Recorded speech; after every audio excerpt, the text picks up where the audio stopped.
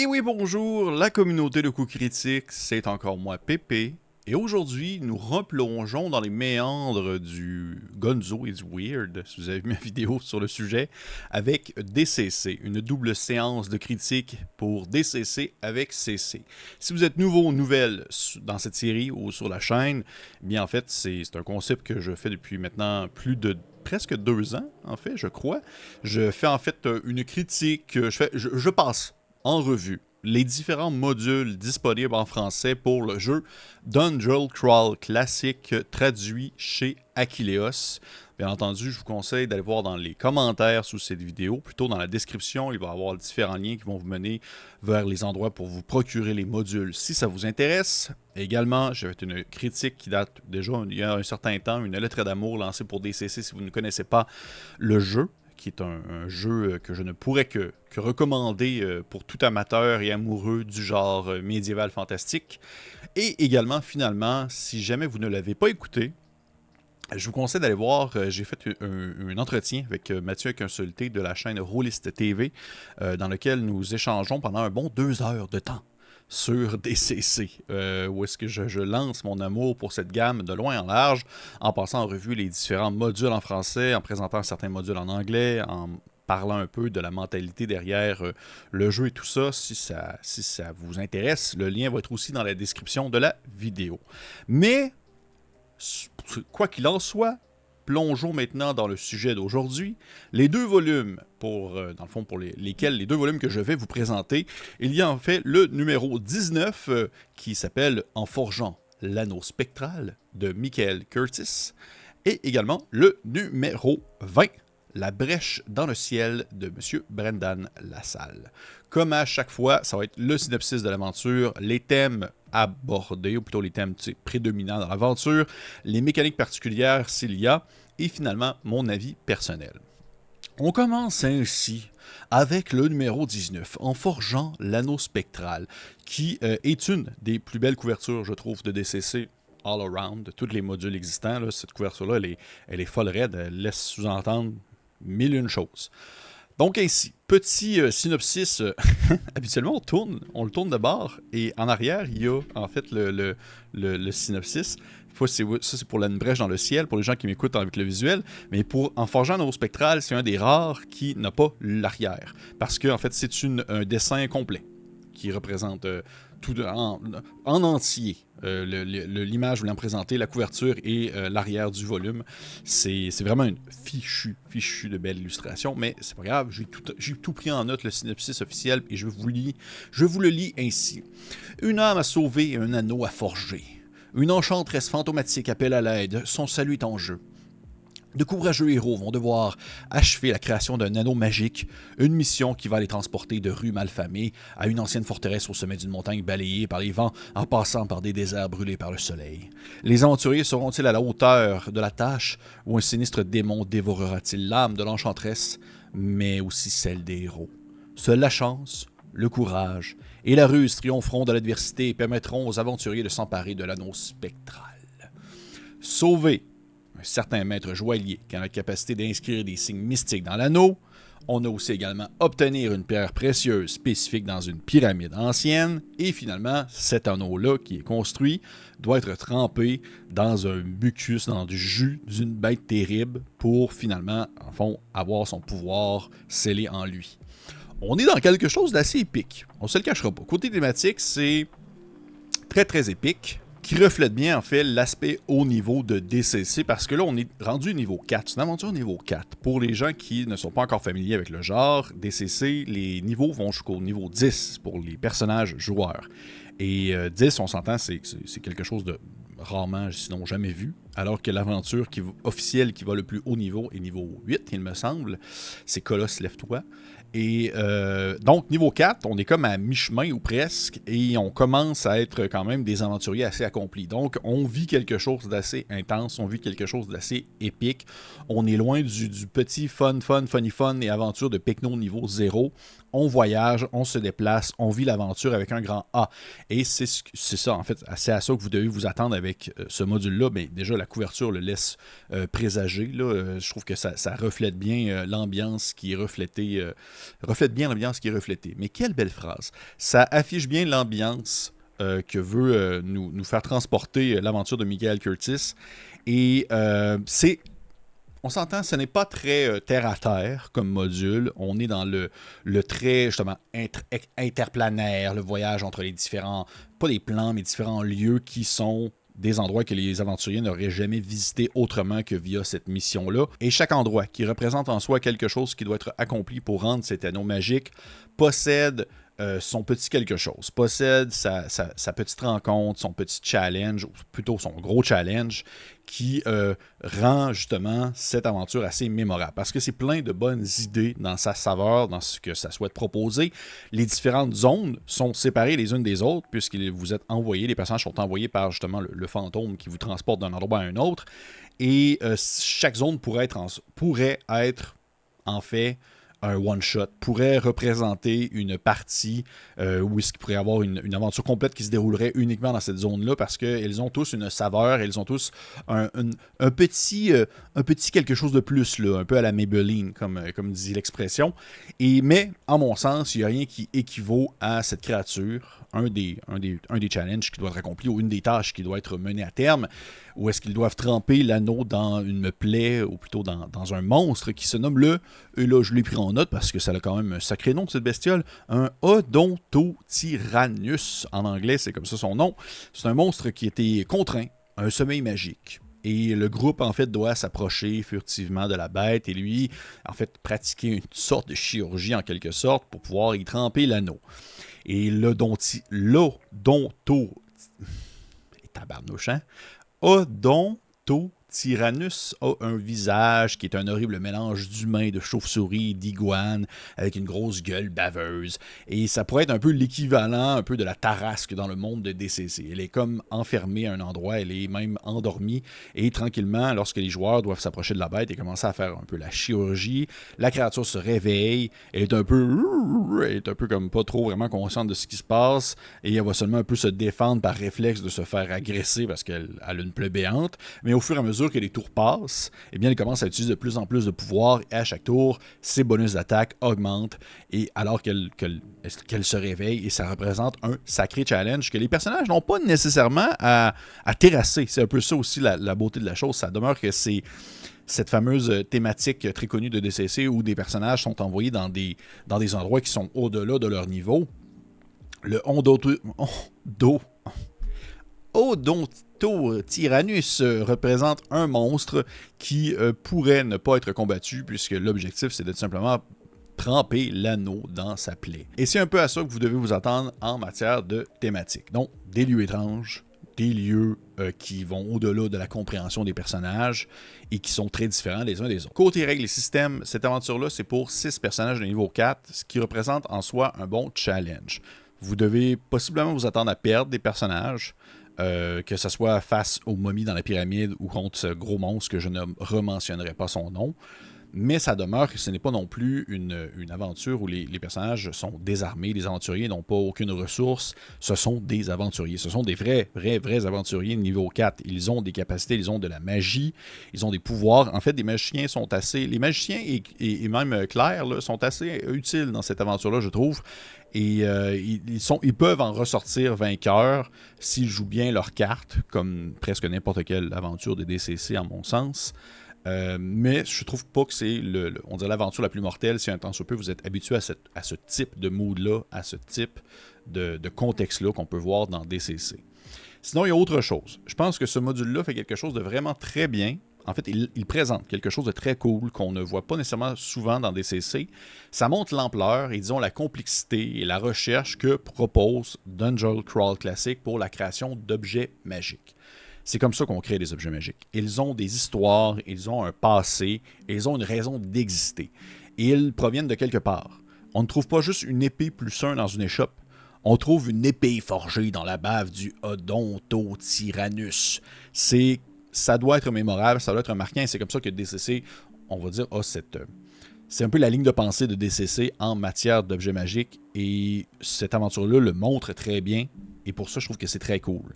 Si on n'a pas encore exploré un peu cette facette-là du jeu et qu'on est très habitué justement de trouver des objets magiques un peu partout, eh bien en forgeant l'anneau spectral, on va dire c'est une manière d'afficher à quel point un objet magique peut avoir un passé et justement quelque chose de mémorable pour l'avoir. Fait que admettons qu'un personnage finirait par avoir l'anneau, ce fameux anneau-là à la fin de l'aventure pour une raison X ou Y, on va s'en rappeler. C'est un module complet. Hey, les gars, j'ai l'anneau spectral au complet. Là. Ce module-là représente l'histoire de l'anneau qu'on a dans nos mains et tout ce qu'on a vécu pour pouvoir l'avoir au final.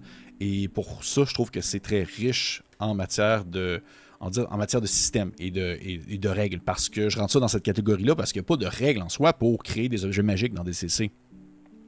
Du moins dans les règles officielles, c'est quelque chose qui est personnalisé selon le module, selon l'aventure dans laquelle les personnages se lancent.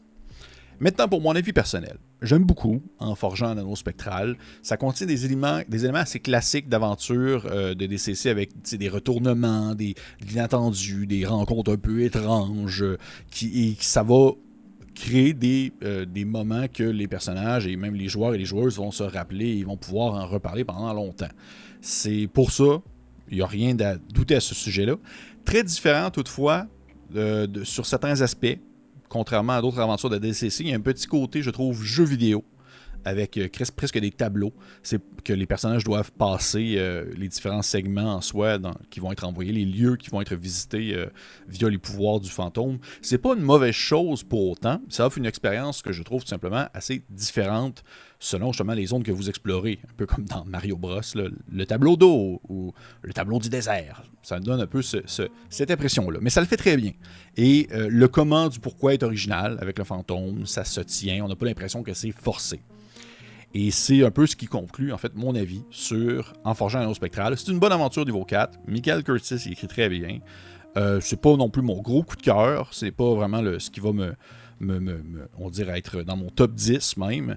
Mais tout de même, pour vrai, pour ce que ça propose, c'est très cool. Si vous avez un tant soit peu d'expérience dans l'univers de DCC, je pense que vous pouvez vous en sortir sans problème. Et même pour des joueurs qui ne sont pas très familiers encore avec le jeu, s'ils veulent explorer une aventure qui n'est pas niveau 0, ils ne veulent pas faire un funnel, ils veulent faire autre chose, je trouve que en forgeant l'anneau spectral, ça peut être une belle option parce que ça montre un peu les possibilités sans pour autant être trop étrange. Ainsi. Bon. Maintenant, on saute dans une autre aventure qui a certains concepts un peu pareils, pas pareils, mais qui se rejoignent. Vous allez comprendre ce que je veux dire. C'est le numéro 20, La brèche dans le ciel. Une aventure de niveau 0, donc un funnel, un entonnoir de M. Brendan Lassalle, qui est très reconnu dans le monde de DCC. On y va avec le synopsis. La Dame en bleu, mystérieux personnage doté de pouvoirs cosmiques, engage une bande de simples paysans pour réaliser une tâche bien étrange. Il leur faut suivre un point invisible pour atteindre une brèche dans le ciel et se jeter dedans. Seuls les plus braves, les plus forts et les plus chanceux échapperont à la mort, mais la Dame offre une récompense qui dépasse toutes les richesses de ce monde, la possibilité d'altérer les étoiles sur lesquelles sont nés les paysans, et par conséquent, leur destin lui-même. Et on est dans les thématiques surréalistes aujourd'hui, les mondes interplanaires, les endroits hors de notre réalité. C'est la même chose pour la brèche dans le ciel, c'est un peu la thématique forte. Une prison extraplanaire, une dame en bleu. Et la belle inconnue, la femme en bleu seule à sa table, qui demande une tâche bien difficile pour de simples pecnos. Et ça, les amis, eh bien, c'est la richesse de DCC dans sa thématique la plus pure, comme je l'ai dit dans l'explication du module précédent. L'adversité dans une situation beaucoup trop grande et dangereuse pour les personnages. C'est ça, DCC. Il n'y a pas de calibrage. Je vois ça de même. Il n'y a pas de « Ah, ça, c'est trop difficile pour les personnages » ou « Cette aventure-là n'est pas vraiment convenable pour des personnages niveau 0. » DCC, c'est ça. Et là, c'est vraiment beaucoup trop gros ce qui se passe là-dedans pour des personnages niveau 0, pour des simples pecnos, des fermiers qui ne savent pas trop dans quoi ils s'embarquent. Et je vais y revenir, par exemple, dans les mécaniques particulières de cette aventure, vous allez comprendre. Les personnages participent à des choses incroyables ainsi. Vous avez une créature divine qui me fait un peu penser à Lady of Pain dans Planescape, là, la dame en bleu. Mais c'est clairement une créature qui pourrait être un patron en quelque sorte, ou même peut-être une divinité, qui va les mettre en mission de marcher un long pont invisible et sauter dans un trou dans le ciel qui va les amener dans un autre monde et naviguer dans une horrible prison avec des cannibales, des monstres créatures qui vont dépasser absolument tout concept que les personnages ont déjà imaginé de leur vivant. Et on s'attend, juste ce que je viens de vous dire, ça donne l'impression qu'on s'attend à ce que les personnages soient haut niveau. Mais ce n'est pas le cas, justement. Et c'est la beauté de la chose. Parce que côté mécanique et système, c'est une aventure quand même assez linéaire. On se cachera pas, du début à la fin. C'est assez straight to the point. En même temps, vous allez comprendre pourquoi. Ce qui peut être décevant peut-être pour les gens qui aiment les possibilités ouvertes, mais je crois que ça peut être intéressant pour des juges qui veulent un peu explorer certains modules incontournables de DCC qui ne veulent pas trop se casser la tête. Parce que c'est conçu pour 16 à 24 personnages de niveau 0. C'est comme pas vraiment le temps d'aller dans toutes les directions. Ça va être un casse-tête impossible à gérer. C'est un entonnoir, c'est un funnel, comme on dit en anglais. Si vous êtes familier avec les vidéos de DCC, vous devez connaître déjà le concept. Pour les gens qui ne connaissent pas ça, eh bien c'est des personnages niveau 0, qui ne sont pas encore des aventuriers, qui se lancent dans une immense aventure et qui vont pas vraiment beaucoup en ressortir au bout du compte. C'est la manière de filtrer des personnages pour former un petit groupe éventuellement qui vont atteindre le niveau 1 et qui vont partir pour des aventures plus fabuleuses encore. C'est vraiment éliminer, passer le sécateur, passer le moulinet à viande pour que les meilleurs restent à la fin. 16 à 24 personnages, là. C'est beaucoup de personnages. À un point où est-ce qu'au final, hey, tu t'en fous un peu là, de Monsieur Cric-Croc qui a un cochon qui le suit et qui a un drôle de chapeau. Mais en fait, si Monsieur Cric-Croc survit, éventuellement, on va s'en rappeler de lui, mais sur le moment, c'est pas ce personnage-là qui va sortir du lot. Il n'y a aucun personnage qui sort du lot. Ce sont tous des merdes. C'est tous des paysans. Et je pense que ça va être un baptême du feu très intéressant pour expérimenter l'effet hachoir à viande pour des nouveaux joueurs et joueuses qui ne connaissent pas DCC. Le tout peut se faire assez rapidement aussi. C'est pas une longue aventure. C'est assez court. Parce que justement, c'est assez linéaire. Et c'est linéaire parce que 24 personnages, c'est ça. On peut pas partir dans toutes les directions. On peut pas avoir un monde ouvert. On peut pas scinder trop nos groupes parce que on va perdre le fil. On va perdre le fil et ça sera pas jouable. Ça peut se faire en quelques heures, une bonne session de jeu et vous passez au travers de l'aventure. Du moins, c'est comme ça que je l'ai vécu. Pour mon impression personnelle, c'est un entonnoir quand même assez complexe à gérer, du moins je trouve pour le juge. Pour les joueurs, je pense que ça peut être une très belle introduction à LDCC. Ça peut être une très belle manière d'explorer l'univers étrange et justement surréaliste et extraplanaire que représente DCC. Mais pour un juge, il y a quand même du challenge parce qu'il y a beaucoup de choses à gérer avec les personnages. Je pense que ça peut être un peu intimidant pour quelqu'un qui n'est pas familier avec le genre.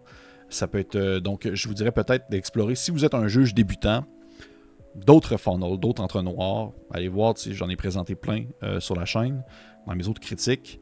Mais sinon, éventuellement, ça peut être une super belle porte d'entrée pour des personnes pour les joueurs et les joueuses qui ne connaissent pas ça, pour explorer aussi le style funnel. Parce que, 16 à 24 personnages à la fin, là, les 2-3 qui restent, on va s'en rappeler d'eux. Ce sont les 2-3 parmi les 16 à 24. Ce sont des survivants. Et selon moi, ça démontre exactement cette richesse que peut apporter l'entonnoir, à quel point ça peut être mémorable. Et donc, oui, la brèche dans le ciel. Encore une fois, une très belle couverture. C'est deux aventures qui vont un peu dans des teintes, pas nécessairement semblables, mais un peu très colorées et que j'apprécie énormément. Donc, oui, En forgeant, l'anneau spectral, une aventure de niveau 4 de Michael Curtis et La brèche dans le ciel, une aventure de niveau 0 de M. Brendan Lassalle. J'espère que vous avez apprécié ça. J'espère que ça vous a donné le goût d'explorer ces deux modules-là, que ce soit l'aventure du fantôme qui donne une tâche ou l'aventure de la dame en bleu qui donne une tâche. C'est un ou l'autre. Il y en a un qui est plus long, là, on s'entend, la dame en bleu, c'est un peu plus... pas la dame en bleu, le fantôme, c'est un peu plus long. C'est confus parce que c'est un fantôme, mais on dirait une dame en bleu. Mais la dame en bleu dans le brèche dans le ciel, c'est assez court et ça se fait très bien en une seule grosse session, je trouve. Donc et voilà! hey, j'espère que vous avez apprécié le tout. Si jamais vous ne connaissiez pas cette série, je vous conseille d'aller voir les autres critiques présentes sur la chaîne. Je vous conseille également de liker, partager, commenter, laisser un petit pouce vers le haut si ce n'est pas fait. Si vous avez joué les aventures, je serais curieux d'avoir vos retours. Si vous avez expérimenté la brèche dans le ciel et en forgeant un anneau spectral, je serais curieux d'avoir vous comment ça s'est passé. Moi, bien sûr, ça reste dans mes expériences personnelles, au final. Fait que peut-être que vous avez vécu le tout de toute autre façon. Et pour les autres, on se dit à la prochaine fois.